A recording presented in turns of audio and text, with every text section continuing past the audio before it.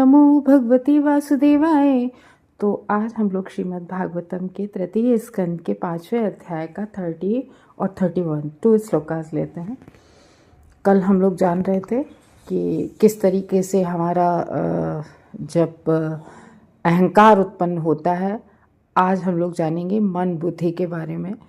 तो अहंकार, कल हम लोगों ने जाना था कि अहंकार जो होता है वो 3 भागों में विभक्त हो जाता है।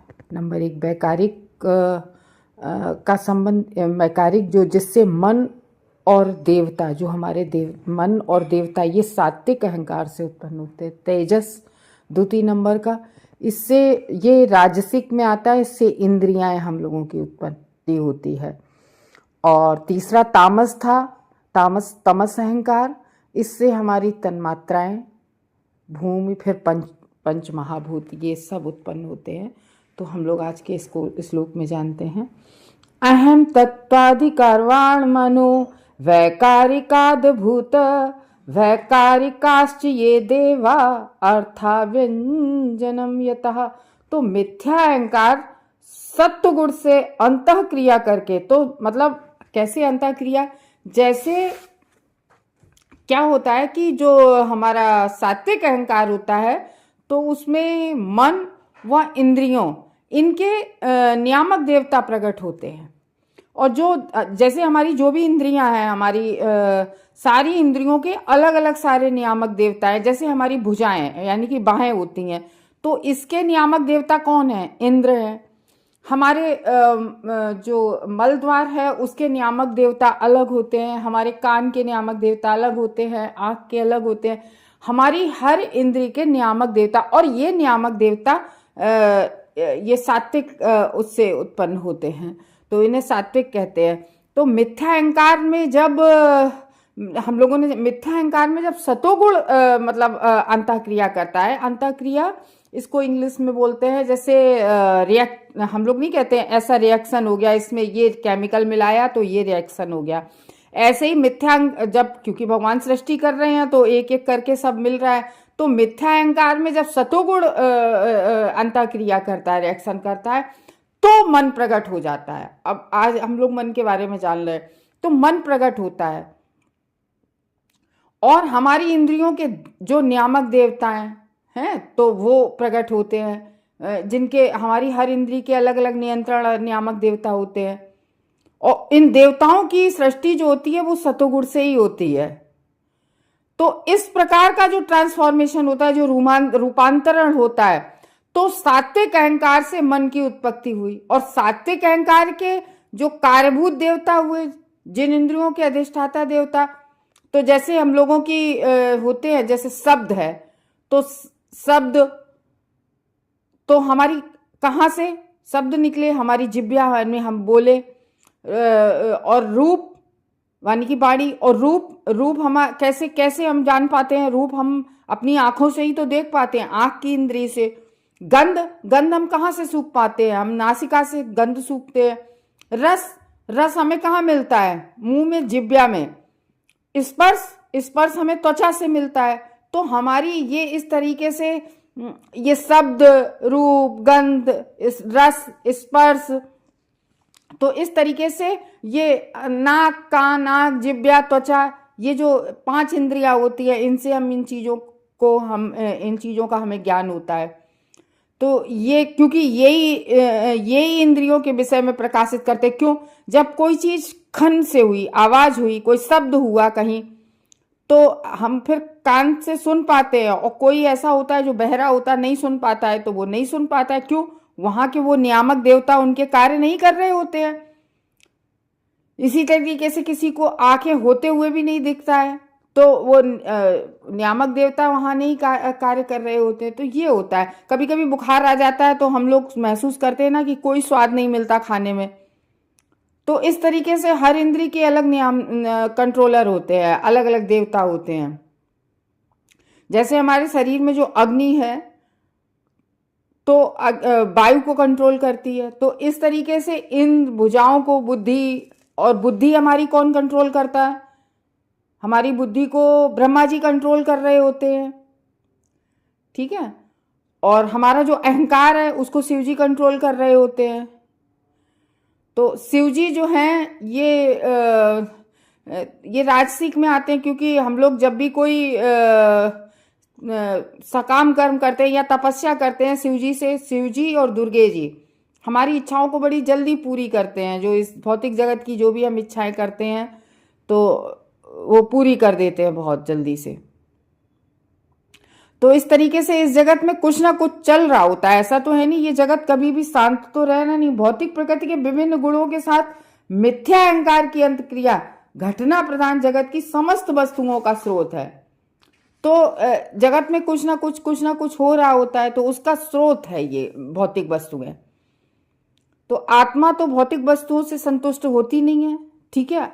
हम कोई भी चीज प्राप्त कर लें, हम किसी भगवान के तपस्या करके, दुर्गे जी की, शिव जी की कोई हम तपस्या कर लें और हम कोई चीज भौतिक जगत की कितनी भी बड़ी चीज प्राप्त कर लें, तो हमारी आत्मा क्यों नहीं संतुष्ट होती है कभी? क्यों? क्योंकि आत्मा जो होती है वो सतोगुणी होती है।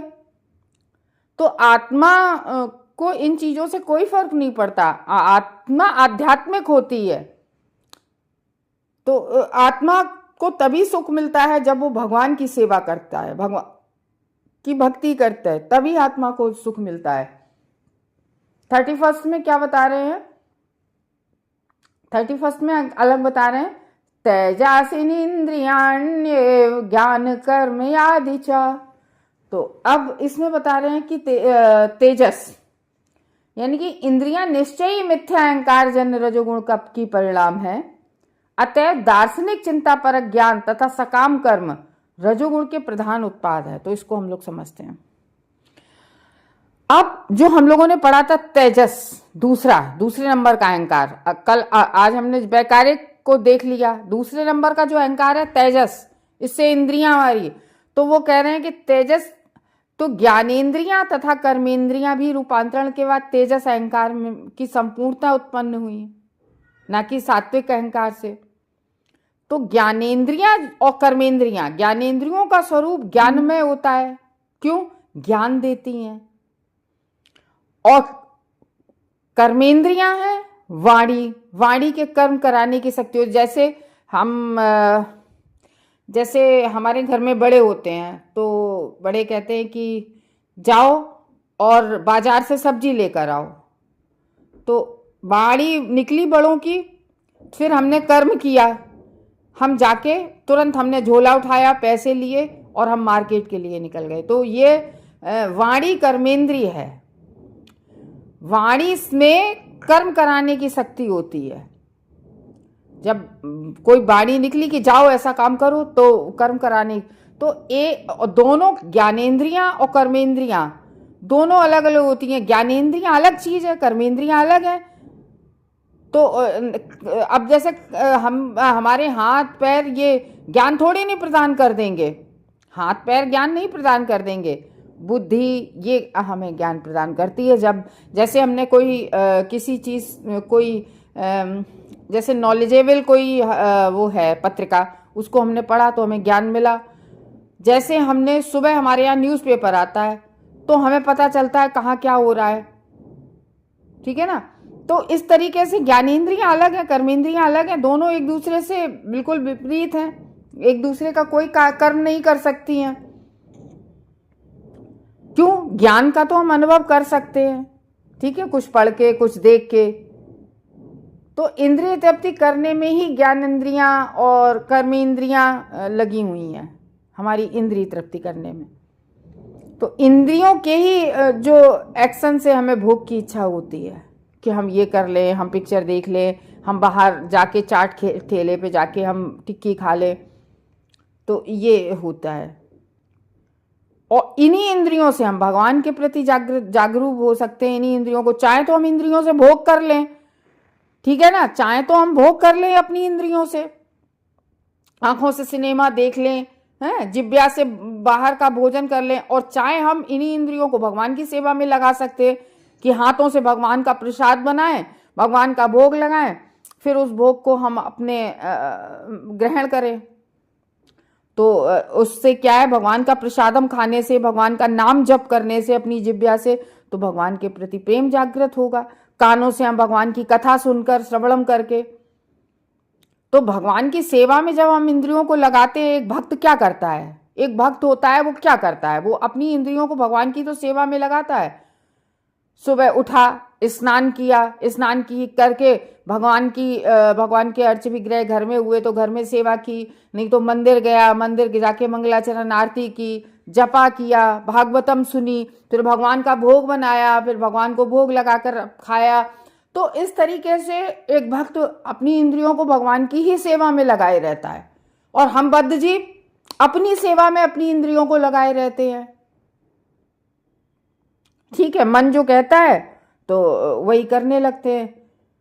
तो इसलिए ये तेजस में आता है सकाम कर्म, ठीक है ना, और चिंता पर ज्ञान और दार्शनिक, ये सब रजोगुण की उत्पत्ति है। क्योंकि रजोगुण होगा कि हमें हमें हमें बहुत बड़ा मकान चाहिए, हमें इस मकान में हमारी गुजर नहीं हो रही, हमें ना, तो ये सकाम कर्म हुए। तो हमने भगवान के रोज मंदिर जाना शुरू किया, भगवान माथा टेकना शुरू किया, भगवान हमें दूसरा घर दे दो, भगवान हमारे पास छोटी गाड़ी है, अब की बार हमारे पास बड़ी गाड़ी आ जाए।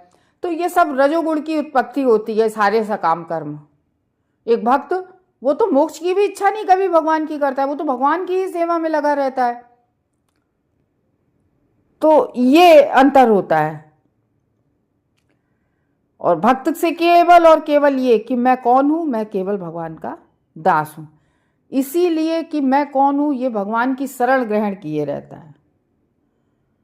तो इसीलिए इसमें जो है मन को क्या बताया गया है, सतोगुणी। इसीलिए हमें मन को सतोगुणी बताया था पिछले श्लोक में, कि इस मन को चाहे तो इंद्रियों में लगा लो, इंद्रियों के भोग में, चाहे इस मन को भगवान की सेवा में लगा लो, तो मन सतोगुणी है। पर ये मन क्या होता है, काम से प्रभावित हो जाता है। काम मीन्स इच्छा। इच्छा ने कहा कि चलो मूवी देखकर आते हैं, इच्छा हुई तो मन भी बना लिया कि चलो चलो चलो। तो ये इस तरीके से होता है। तो अपना जो है मन को चाहे मित्र बना लो और चाहे मन को शत्रु बना लो। भगवान की सेवा में लगाएंगे, मित्र बनेगा हमारा। अपनी इंद्रियों की तृप्ति में लगाएंगे, शत्रु बनेगा हमारा।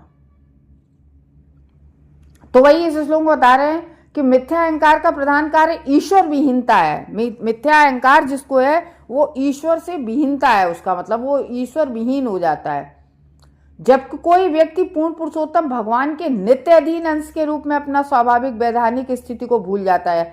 हमारी संवैधानिक स्थिति क्या है कि मैं ईश्वर का, मैं भगवान का नित्य दास हूं, ये हमारी संवैधानिक स्थिति है।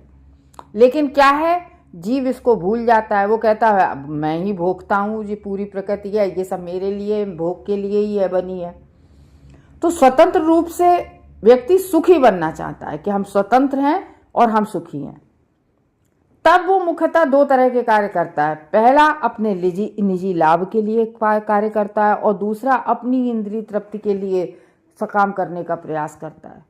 और लंबे समय तक ऐसे सकाम कर्म करते रहने के बाद जब वो बिल्कुल हताश हो जाता है, कोई व्यक्ति होता है ना पूरे जीवन भर सकाम कर्म में लगा रहता है, हमें ये दे दो भगवान, फिर हमने यज्ञ किया, फिर हमने ये, मतलब एक ना एक सकाम कर्म भगवान के मांगते रहे। तो पूरे जीवन जब हम करते रहते हैं तो फिर वो व्यक्ति फिर लास्ट में आके बिल्कुल हताश हो जाता है। तब वो क्या करता है, दार्शनिक चिंतन में तदाकार होने, फिर मिथ्या विचार नामक दार्शनिकता, कहीं मतलब कोई निर्विशेष में चला जाता है। मतलब जैसा जिसका जैसा स्तर होता है वो वैसे ही भगवान को समझने लगता है। तो भगवान से वो तदाकार होने का ये मिथ्या विचार भ्रामक शक्ति यानी कि माया का अंतिम पास होता है। कुछ लोग नहीं कहते अहम ब्रह्मास्मि, अरे तुम ही तो भगवान हो, तुम्हारे ही अंदर तो सब शक्ति है, इस तरीके का ये मिथ्या विचार है। तो ये जीव को क्या करता है, मिथ्या अहंकार के अधीन विस्मृति के बंधन में फंसा देता है। और जब मिथ्या अहंकार के पास में मुक्ति का सर्वोत्तम उपाय है परम सत्य के विषय में दार्शनिक चिंतन की आदत का परित्याग करना, इसको छोड़ना है, इसका परित्याग करना। तो मनुष्य को निश्चित रूप से ये जान लेना चाहिए कि परम सत्य भगवान है, जो उनका साक्षात्कार है, वो अपूर्ण अहंकारी व्यक्ति, जो अपूर्ण है व्यक्ति या अहंकारी व्यक्ति है, या दार्शनिक चिंतन द्वारा कभी भी व्यक्ति नहीं पा सकता है, ठीक है ना। जो आत्म साक्षात्कार कभी भी अहंकारी व्यक्ति को नहीं हो पाएगा, अपूर्ण व्यक्ति को नहीं हो पाएगा, दार्शनिक चिंतन वाले व्यक्ति को नहीं हो पाएगा। परम सत्य या पूर्ण पुरुषोत्तम भगवान का साक्षात्कार ऐसे प्रामाणिक अधिकारी में उनके विषय में विनय और प्रेम पूर्वक श्रवण द्वारा किया जा सकता है। तो जो 12 महाजनों में से एक हैं, तो जिनका उल्लेख श्रीमद् भागवतम में हुआ है, ऐसे प्रयास के द्वारा ही मनुष्य श्री भगवान की मोहमयी शक्ति की जीत सकता है, और सबके लिए तो दुर्लभ है। तो इसकी पुष्टि श्रीमद् भगवद गीता का 7वां अध्याय देखो 14वें में उसमें हुई है। तो इस तरीके से आज हमने जाना कि किस तरीके से मन और बुद्धि ये कार्य करती है। हरे कृष्णा भक्तों।